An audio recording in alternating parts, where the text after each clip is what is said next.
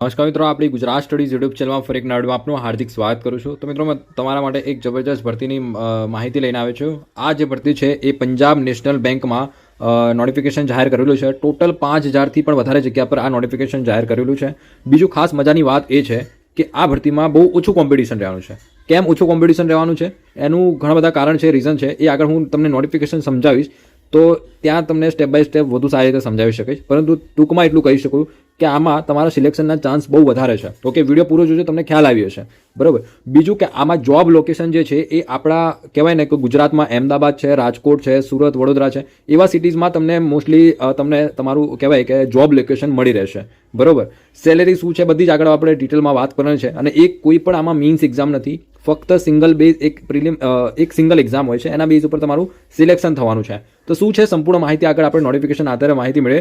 વધુ ડાયસ કરે વિડીયોને આગળ સ્ટાર્ટ કરતા પહેલાં તમને એક નાનકડી રિક્વેસ્ટ કરું છું કે આપણી ચેનલને સબસ્ક્રાઇબ ના કરીને મિત્રો તો ચેનલને સબસ્ક્રાઇબ કરી રાખજો, જેથી કરીને આવનારી સરકારી ભરતીના અપડેટ તમને રેગ્યુલર મળતા રહે. અને આપણે ટેલિગ્રામ અને વોટ્સએપ ગ્રુપમાં ના જોઈન કર્યું હોય તો નીચે લિંક આપેલી છે, એ લિંક ઉપરથી તમે જોઈન કરી શકો, જ્યાં તમને રેગ્યુલર અપડેટ બધી મળતી રહેશે, એક્ઝામ ડેટ વગેરે. ઓકે, તો વધુ ડાયસ કરે વિડીયોને આગળ સ્ટાર્ટ કરીએ.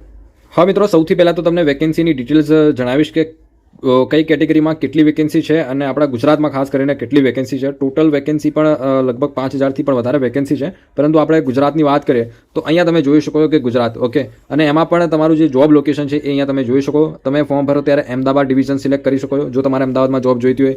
રાજકોટ છે, સુરત છે, વડોદરા છે, આ મેજર સિટીઝના નામ આપેલા છે. આમાંથી તમે તમારું જોબ લોકેશન તમને મળશે. બરાબર. અહીંયા વેકેન્સી આપેલી છે મિત્રો કે કેટેગરી વાઇઝ તમારે કઈ કેટેગરીમાં કેટલી વેકેન્સી છે એ જોઈ શકો છો.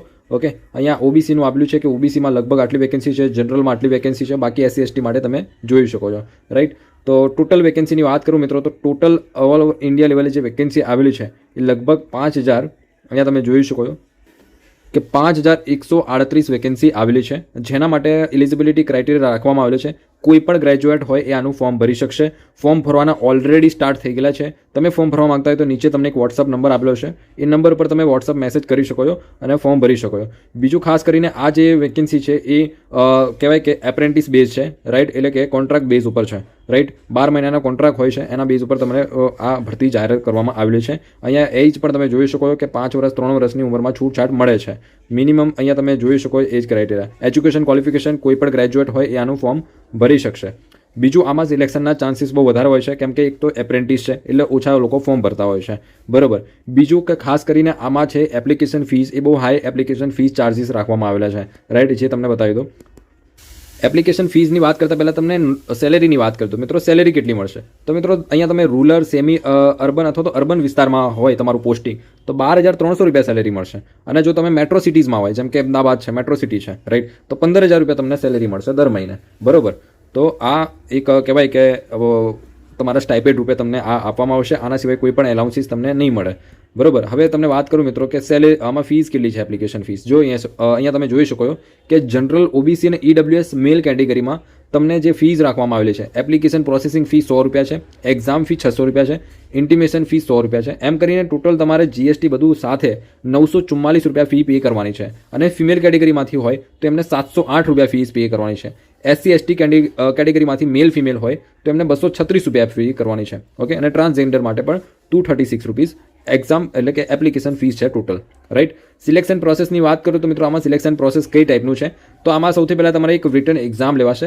મીન્સ એક્ઝામ નથી, એમસીક્યુ ટાઈપની ફક્ત એક એક્ઝામ હોય છે. અને એક બીજું એ છે LPT, LPT language proficiency test. એટલે કે તમે જે રીજનમાંથી એપ્લાય કરો છો, જેમ કે ગુજરાત રીજનમાંથી એપ્લાય કરો છો, ઓકે, તો તમને એની લોકલ લેંગ્વેજ જે છે ગુજરાતી, એ તમને લેંગ્વેજ આવડવી જોઈએ. એટલે અધર સ્ટેટનું જે કોમ્પિટિશન છે અહીંયા અધર સ્ટેટનું કોમ્પિટિશન એ ઘટી જશે. એટલે કે બહારનો કોઈ સ્ટુડન્ટ આમાં ફોર્મ નહીં ભરી શકે. બરાબર. બીજું કે અહીંયા તમે તમારી જે પેટર્ન છે એક્ઝામની એ અહીંયા જોઈ શકો કે જનરલ અવેરનેસ અથવા તો ફાઇનાન્શિયલ અવેરનેસમાંથી 25 ક્વેશ્ચન, ઇંગ્લિશના 25, મેથ્સના 25 અને કોમ્પ્યુટરના 25, એમ કરીને 100 માર્ક્સની આ એક્ઝામ રહેશે. 60 મિનિટ તમને સમય મળશે. પરીક્ષાનું માધ્યમ એ ઇંગ્લિશ અથવા હિન્દી રહેશે. બરાબર. અને આ એક્ઝામ ક્વોલિફાય કર્યા પછી તમને લેંગ્વેજ પ્રોફિશિયન્સી ટેસ્ટ માટે બોલાવશે. અને લેંગ્વેજ પ્રોફિશિયન્સી ટેસ્ટ તમારું બેઝિક કહેવાય કે અહીંયા તમે જોઈ શકો candidate who produced 10th 12th standard marksheet certificate having studied a specified language, local language will not be required to okay, એટલે કે જે લોકોએ ગુજરાતી લેંગ્વેજ 10માં 12માં વિષય સાથે કમ્પ્લીટ કરેલું હોય તો એ લોકોને લેંગ્વેજ પ્રોફિશિયન્સી ટેસ્ટ નથી આપવાનો. તો એક બહુ સારી વાત છે. તો આપણા જે પણ લોકો ગુજરાતી એક્ઝામ કહેવાય એલપીટી ટેસ્ટ એ લોકોને નથી આપવાની, બરાબર. બહારના અધર સ્ટેટના કેન્ડિડેટ હોય તો એ લોકોના માટે એ ટેસ્ટ મેન્ડેટરી છે આપવા માટે, બરાબર. આપણા ગુજરાત સ્ટેટના હોય એ લોકોને નથી. હવે આમાં ફોર્મ ભરવાનું ઓલરેડી સ્ટાર્ટ થઈ ગયેલું છે. 8 ફેબ્રુઆરીથી 24 ફેબ્રુઆરી સુધી ફોર્મ ભરી શકશો. અને એની એક્ઝામ્પલ ડેટ અહીંયા તમને ટેન્ટિવલી આપી દીધી છે કે 1 માર્ચમાં, ફર્સ્ટ વીક ઓફ માર્ચ તમારી એક્ઝામ છે એ કન્ડક્ટ કરવાનું નક્કી કરેલું છે. લગભગ આમાં તમારી સિલેક્શન પ્રોસેસ બહુ ફાસ્ટ ચાલવાની છે. એપ્રિલ મે સુધી તમને ફાઇનલ જોઈનિંગ આપી દેશે. ઓકે, એપ્રિલ મે વધારેમાં વધારે મેક્સિમમ મે મહિના સુધીમાં તમને ફાઇનલ જોઈનિંગ મળી રહેશે મિત્રો, બરાબર. તો જે લોકોને ખાસ કરીને આ એવા માટે છે કે જે લોકો જોબની સાથે તૈયારી કરવા માગે છે, ફાઇનાન્શિયલ સપોર્ટ પણ ફેમિલીને કરવા માગે છે અને સાથે સાથે તૈયારી પણ કરવા માગે છે આગળ, તો એ લોકો આનું ફોર્મ ભરી શકે છે, બરાબર. કેમ કે મહિને 15,000 રૂપિયા તમને મળશે અને સાથે તમને તૈયારી પણ એકાદ વર્ષનો વધારે સમય મળી રહેશે. તો એ ઇન્ટેન્શનથી તમે આનું ફોર્મ ભરી શકો છો. અધરવાઇઝ તમારી જે પણ કહેવાય કે જરૂરિયાત મુજબ આનું તમે ઈચ્છો એ મુજબ ફોર્મ ભરી શકો છો. બધા ગ્રેજ્યુએટ ફોર્મ ભરી શકે છે, બરાબર. અને ફોર્મ ભરવા માટે નીચે નંબર આપેલો છે, નંબર પર વોટ્સઅપ મેસેજ કરી શકો છો. ઘરે બેઠા ફોર્મ ભરી દેશો. ઓકે. તો મિત્રો આના સિવાય તો તમને કોઈ પ્રશ્ન, કોઈ ડાઉટ હોય, કોઈ સમજાયું ના હોય તો કોમેન્ટ સેક્શનમાં કોમેન્ટ કરીને પૂછી શકો છો. તો હું જરૂરથી રિપ્લાય આપીશ. ઓકે. તો મળે મિત્રો નેક્સ્ટ વિડીયોમાં. આ વિડીયો પૂરતો.